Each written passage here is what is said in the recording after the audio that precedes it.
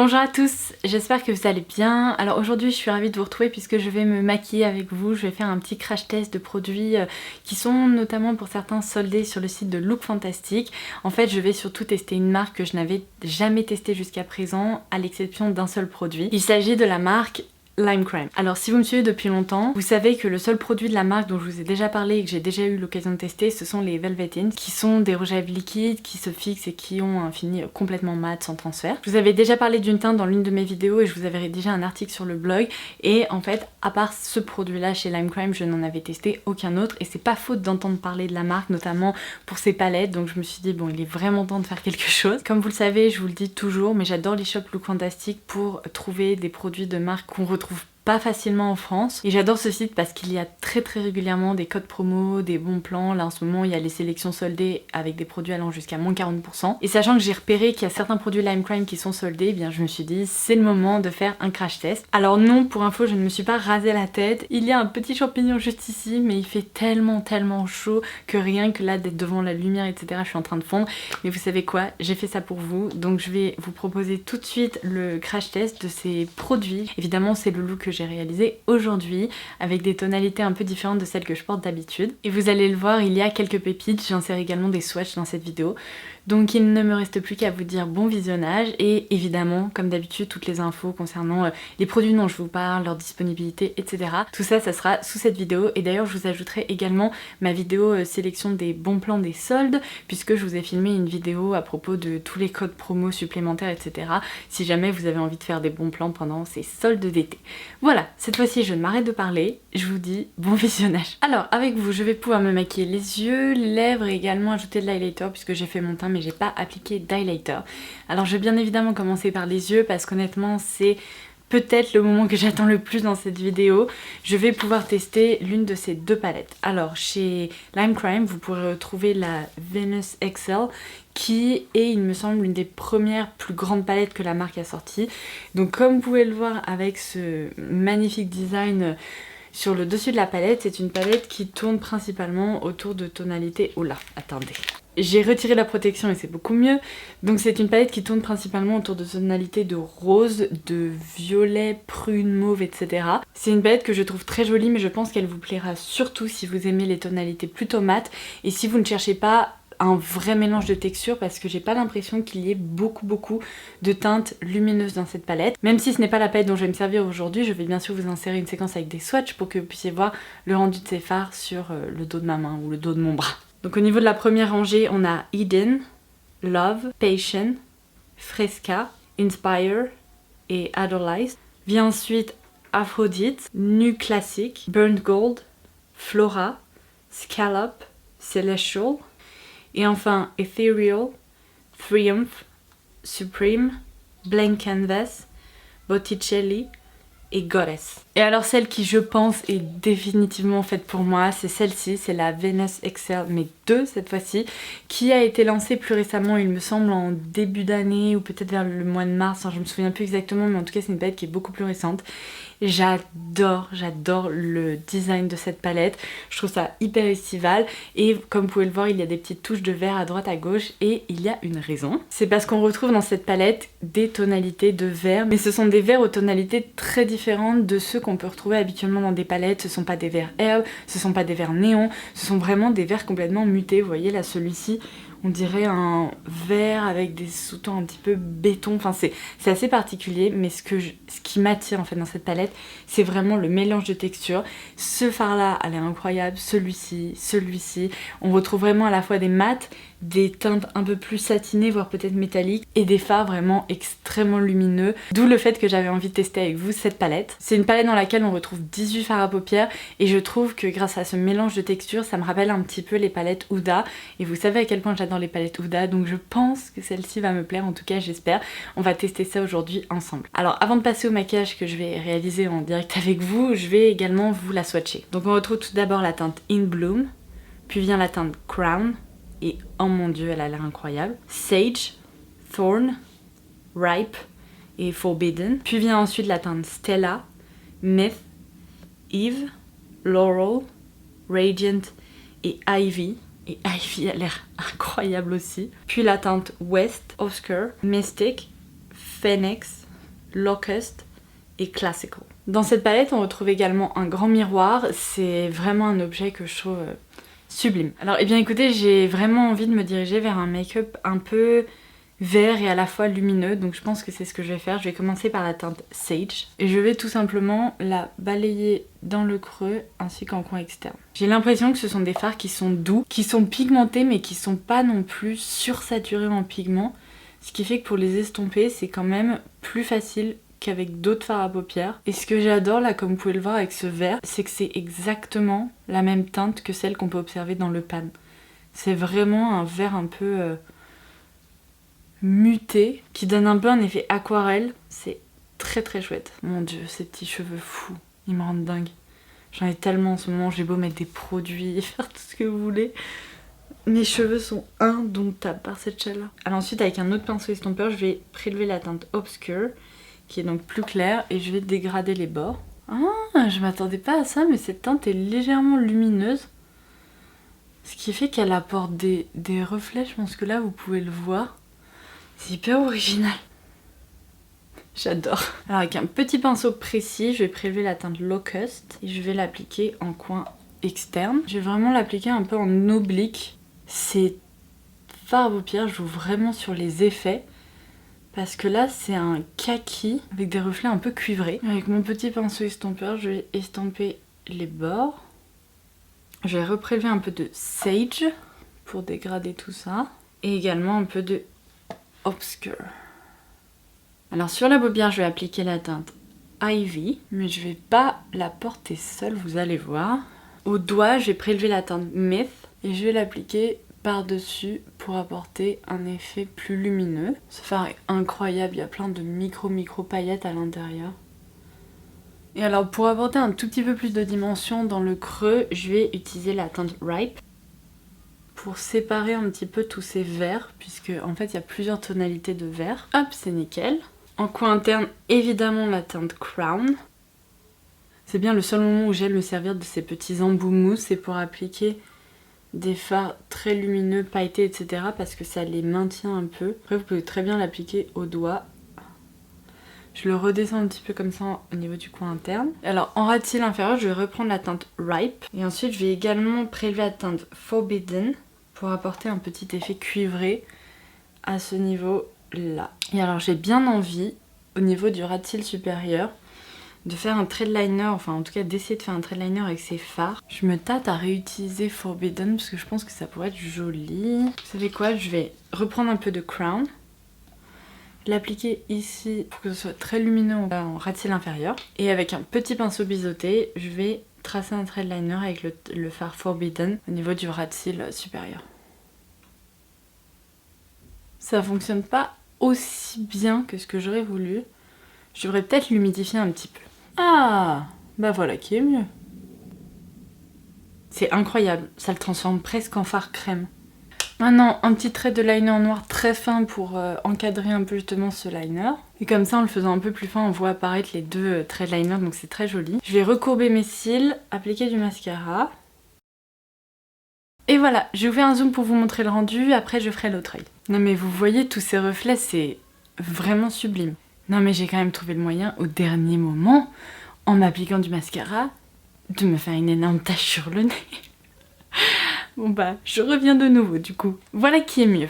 Alors, que dire à propos de cette palette? Eh bien ma foi, c'est un coup de cœur dès la première utilisation. J'adore les tonalités qui se trouvent dans cette palette, la texture des fards est assez incroyable, ils sont très faciles à travailler, ils ne font quasiment pas de chute.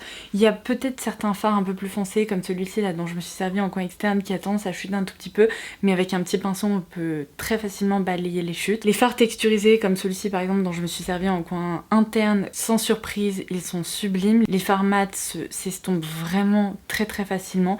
Je trouve que c'est une palette qui pourrait à la fois plaire aux débutantes qui recherchent des fards assez facile à utiliser et aussi à des filles peut-être un peu plus expérimentées parce que sincèrement dans toute ma collection de make-up j'ai pas vraiment de palette comme ça avec des teintes un peu vertes, un peu cuivrées, mutées, etc.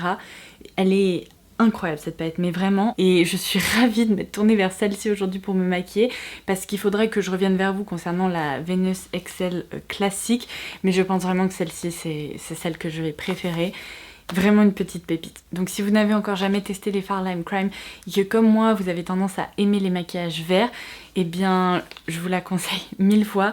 Moi j'ai toujours l'impression que ces sous-tons un peu vert, muté, kaki, ça fait ressortir le vert de mes yeux, et sachant que j'ai les yeux noisettes, ils ont tendance parfois à tirer vraiment vers le marron, et là je vois vraiment des sous-tons verts, donc j'adore. Voilà.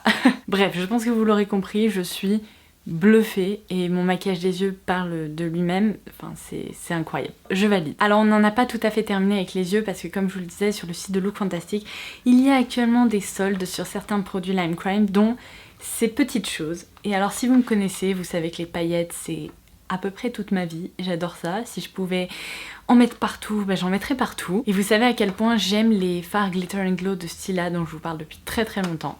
Alors il existe un petit équivalent chez Lime Crime, c'est pas tout à fait le même produit, mais en même temps ce sont des produits pailletés. Je portais la teinte Chocolate Diamond dans ma dernière vidéo où je vous parlais des bons plans des soldes justement. Et vous avez été nombreuses à m'écrire pour me dire mais qu'est-ce que tu portes sur les yeux, etc. Donc dans tous les cas je l'avais mis en barre d'infos. Ce sont donc des petits fards qui se présentent comme ceci.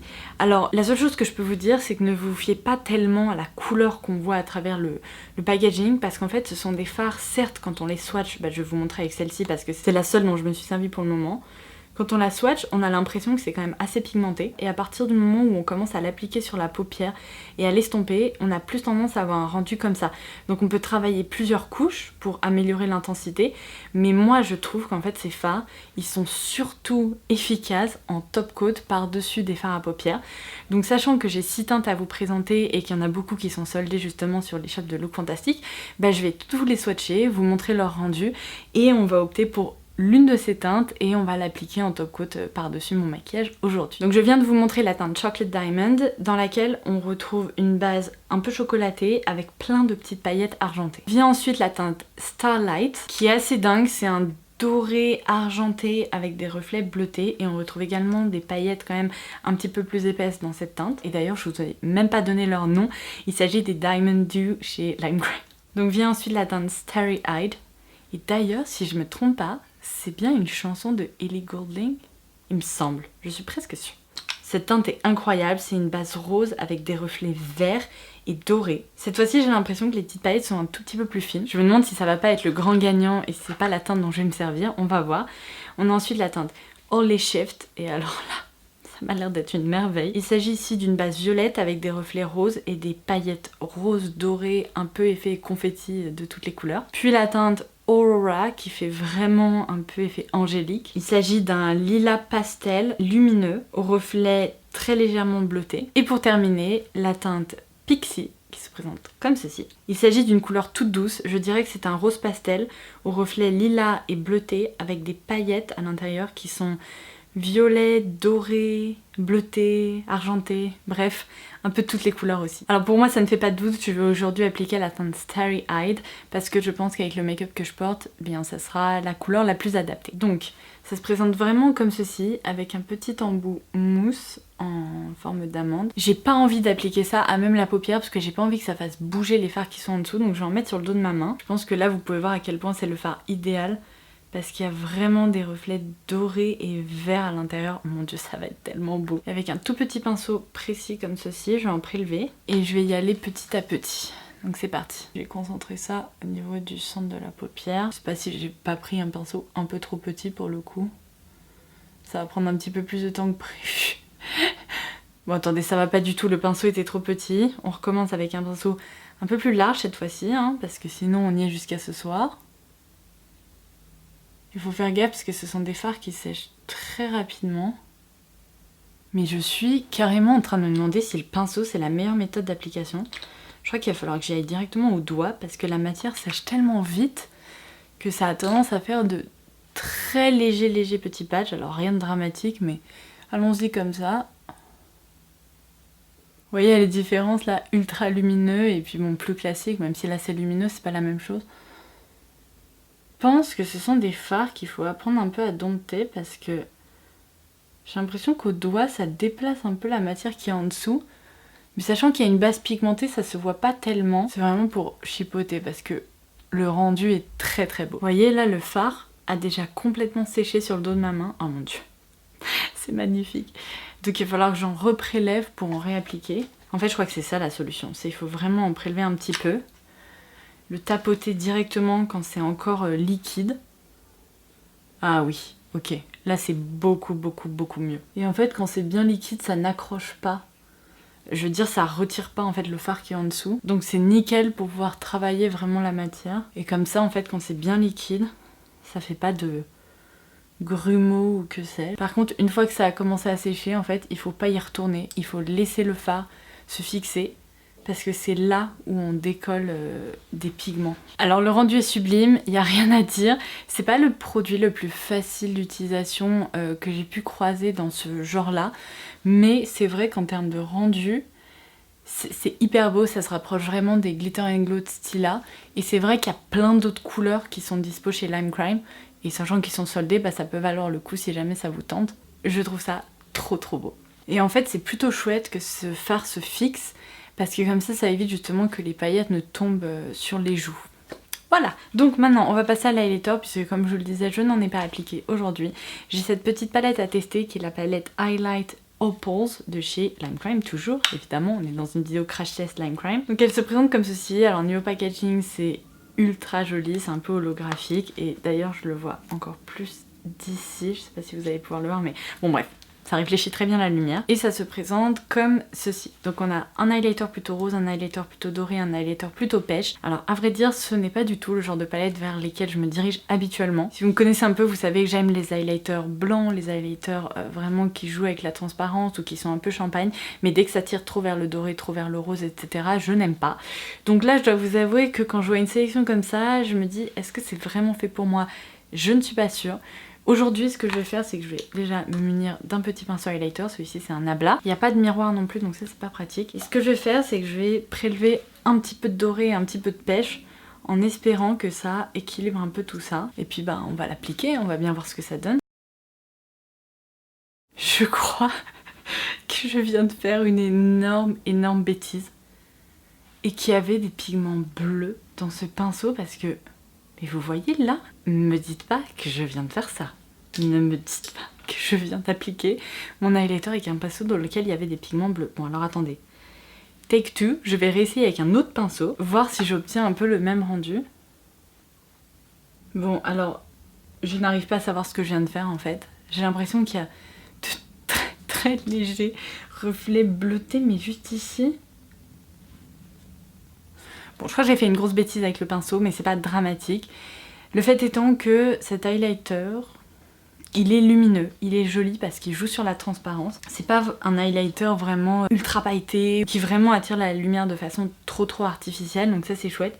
Le seul truc, c'est qu'il y a tellement, mais tellement de reflets colorés là-dedans que j'ai eu beau en fait mélanger ces deux teintes, bah ça ressort un petit peu bizarre sur mon visage. Faut dire ce qui est. J'aime bien la matière, j'aime bien la texture, j'aime bien la façon dont on travaille le produit.